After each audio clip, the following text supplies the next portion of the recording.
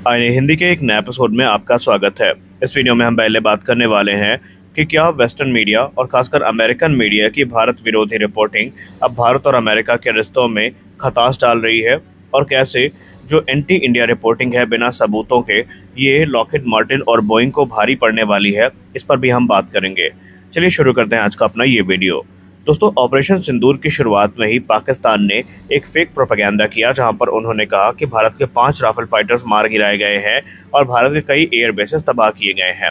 सुनने में ही चीजें काफी हास्यास्पद लग रही थी, क्योंकि जिन एयर बेसेस को लेकर वो क्लेम कर रहे थे वो लगातार ऑपरेशनल थे और वहां से फाइटर एयरक्राफ्ट टेक ऑफ कर रहे थे। लेकिन उससे ज्यादा हास्यप्रद और उससे ज्यादा निराशाजनक बात ये थी कि फॉरेन मीडिया ने बिना इस चीज को वेरीफाई किए पूरी की पूरी एक कैंपेन रन कर दी। इसमें रॉयटर्स हो गए, या फिर वॉशिंगटन पोस्ट हो गई, न्यूयॉर्क टाइम हो गया, CNN हो गया, स्काई न्यूज़ हो गया, इन सब ने लगातार बिना वेरीफाई किए फैक्ट्स को जो एंटी इंडिया कैंपेन है इसकी शुरुआत करी। इन्होंने एक बार ये भी पता लगाने की कोशिश नहीं करी कि इनमें कितनी सच्चाई है। अच्छा, गलती इनकी भी नहीं है।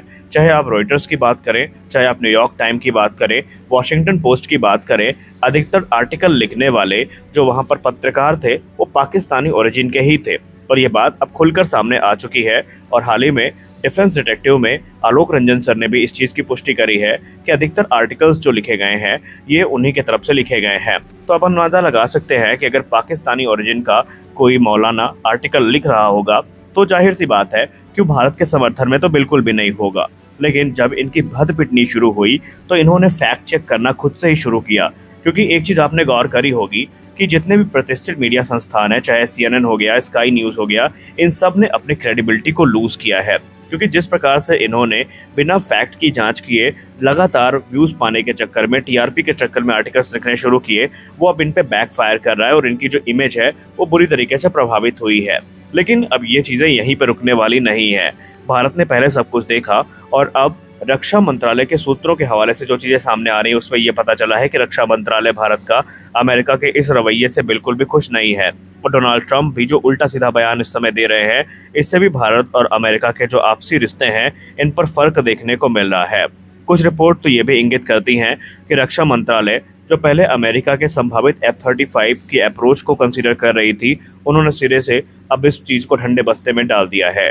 कंफर्म तौर पे तो नहीं कहा जा सकता, लेकिन सोर्सेज की तरफ से यही बातें चल रही हैं कि रक्षा मंत्रालय अब किसी भी अमेरिकी फाइटर एयरक्राफ्ट को भारत के किसी भी प्रोग्राम में सीरियसली कंसीडर नहीं करेंगे। यानी कि जो 2-3% अमेरिकी फाइटर्स के भारतीय वायुसेना को ज्वाइन करने की उम्मीद थी वो भी यहाँ पर अब खत्म होती नजर आ रही है। और इसका श्रेय जाता है अमेरिका के एंटी इंडिया इनिशिएटिव को। जी हाँ, इस समय ऐसा लग रहा था कि जैसे वेस्टर्न मीडिया जो है वो ताक पर हो कि कैसे भारत को टारगेट किया जाए। दुख की बात यहाँ पर ज़्यादा ये थी कि पाकिस्तान के प्रोपेगेंडा को बिना पाकिस्तान से एविडेंस की मांग किए आगे बढ़ाया जा रहा था।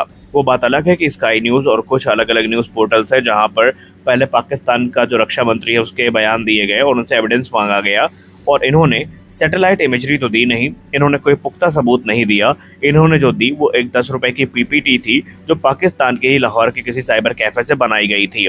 और उससे ज़्यादा शर्मनाक बात यह है कि उस 10 रुपए की PPT में कोई पाकिस्तान से सवाल पूछे नहीं गए। एक तरफा जो नैरेटिव है वो इंडिया के अगेंस्ट चला। लेकिन कहते हैं ना, झूठ की उम्र ज़्यादा नहीं होती है, और उस नैरेटिव की उम्र ज़्यादा नहीं थी। वो नैरेटिव तभी तक चला जब तक भारत की तरफ से जो सैटेलाइट इमेजरी है वो सामने नहीं रखी गई। और भारत ने न सिर्फ 11 अलग अलग एयरबेसेस के जो स्ट्राइक्स हैं इनके बिफोर और आफ्टर तस्वीरें रखी, बल्कि उसको हाई डेफिनेशन और 4K में दी, जहां पर पाकिस्तान के जो संभावित लॉसेज हैं उनके बारे में पता चला। वहीं से हमको कंफर्म हुआ कि पाकिस्तान को F-16 और जो एवैक्स का लॉस है वो वहाँ पर बुलारी एयरबेस में हुआ था।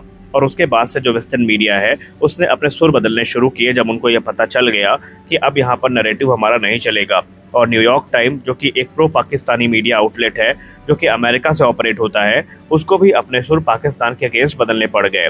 और इसका परिणाम अब है वो अमेरिका और भारत के रिश्तों को भुगतना पड़ रहा है। मीडिया रिपोर्ट्स में इंगित किया जा रहा है और भारत के सीनियर एनालिस्ट ये मानते हैं कि भारत इस समय अमेरिका के इस तरह के मूव को क्लोजली मॉनिटर कर रहा है और अब इसका खामियाजा बोइंग और लॉकहीड मार्टिन को भुगतना पड़ेगा। क्योंकि रिपोर्ट से सजेस्ट कर रही है कि भारत की मिनिस्ट्री ऑफ डिफेंस इस समय काफ़ी ज़्यादा इस चीज़ पे नाराज़ है और इंडियन ऑफिशियल ने अपना जो विरोध है वो भी दर्ज करवाया है। ये बात अलग है कि भारत को इस समय चिनूक और पीएटाई पोसाइडन जैसे प्लेटफॉर्म्स की ज़रूरत है, और C-130 जैसे सुपर हरक्यूलिस जैसे एयरक्राफ्ट जो हैं, ये भारत के MTA प्रोग्राम में दावेदारी पेश कर रहे हैं। लेकिन जहां तक बात रही फाइटर एयरक्राफ्ट की, तो अब डिफेंस एनालिस्ट ये मानते हैं कि अमेरिका की हरकत के बाद से अमेरिकी फाइटर्स की विदाई अब इस पूरे प्रोग्राम से हो चुकी है, और F-35 की संभावनाएं अब लगभग ना के बराबर है। भारतीय वायुसेना के पूर्व एयर मार्शल भी मीडिया से बात करते हुए कह रहे हैं कि अमेरिका के तरफ जाना हो तो भारत को पहले इस पूरे नैरेटिव, इस पूरे कैंपेन से सबक सीख लेना चाहिए, और ये देखना चाहिए कि अमेरिका आपका कितना साथ देगा। भारत के कई अधिकारियों ने अमेरिका के बदले रूस की तरफ जाना प्रेफर किया, क्योंकि उनका मानना है इस विषम परिस्थिति में रूस भारत के साथ खड़ा रहा, इजराइल भारत के साथ खड़ा रहा, जबकि अमेरिका का जो रवैया था वो इस समय ना तो पाकिस्तान के तरफ था ना ही भारत के तरफ था। तो अमेरिका मोरली पाकिस्तान को सपोर्ट कर रहा था, और ये चीज़ भारत को बिल्कुल भी अच्छी नहीं लगी है। तो ये सारी चीज़ें कहीं ना कहीं अब अमेरिका की जो इंडिया में कैंपेन है फाइटर जेट्स को बेचने की, उस पर फ़र्क डाल सकती है।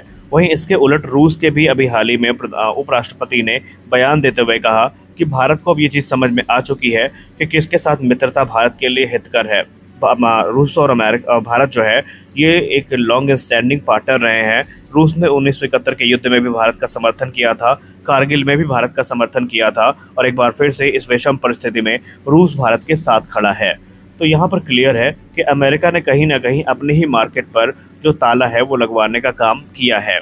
खैर, अभी स्पष्ट तौर पर हम ये तो नहीं कह सकते कि भारत की सरकार की तरफ से क्या एक्शन लिया जाएगा, लेकिन जिस प्रकार ट्रंप के एंटी इंडिया बयान सामने आ रहे हैं और जो वेस्टर्न मीडिया है ये भारत के खिलाफ एक तरफा लगी हुई है, इसका जो दुष्प्रभाव है वो कहीं ना कहीं देखने को मिलेगा। और भारत इस समय अपने आत्मनिर्भर भारत इनिशिएटिव को प्रमोट करने पर लगा है, और अगर अब MRFA जैसी डील होती भी है तो उसमें आप अमेरिकन फाइटर्स को लगभग भूल जाइए। ना तो MRFA में आपको अमेरिकी F-35 देखने को मिलेंगे, और ना ही बोइंग के कोई प्लेटफॉर्म देखने को मिलेंगे, और ना ही MTA में अब अमेरिकन प्लेटफॉर्म्स की कोई जगह हमें आती दिखाई पड़ रही है। अब जो भी मामला होगा वो फ्रांस और रशिया के बीच में होगा। इन्हीं के कोई प्लेटफॉर्म्स हैं वो खरीदे जाने की बात सामने आई है।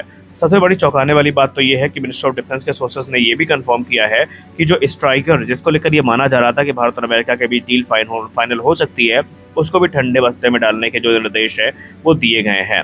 हालांकि आधिकारिक पुष्टि नहीं हुई है, और जाहिर सी बात है इतनी जल्दी होगी भी नहीं, क्योंकि भारत एक तरफा जो अमेरिका है उससे मुंह नहीं मोड़ेगा। लेकिन धीरे धीरे आप ये देखेंगे कि अमेरिका के ऊपर जो हमारी निर्भरता है उसको कम करने का हर यथासंभव प्रयास किया जा रहा है। भारत एकदम दूर भी नहीं जा सकता, क्योंकि अभी हमें जेट इंजन की जो डील है वो कंफर्म करनी है, और अभी हमारे पास जेट इंजन का अल्टरनेटिव नहीं है। लेकिन हाँ, भारत जो प्रोक्योरमेंट है उसको धीरे धीरे करके कम करने का प्रयास करेगा तब तक जब तक कि हम इस क्षेत्र में सफिशिएंट नहीं हो जाते और आत्मनिर्भर नहीं हो जाते। आपको क्या लगता है, भारत को ऐसा करना चाहिए या नहीं? आप अपनी राय कमेंट सेक्शन में ज़रूर बताएं। मिलते हैं अगले वीडियो में कुछ और अपडेट्स के साथ, तब तक के लिए जय हिंद।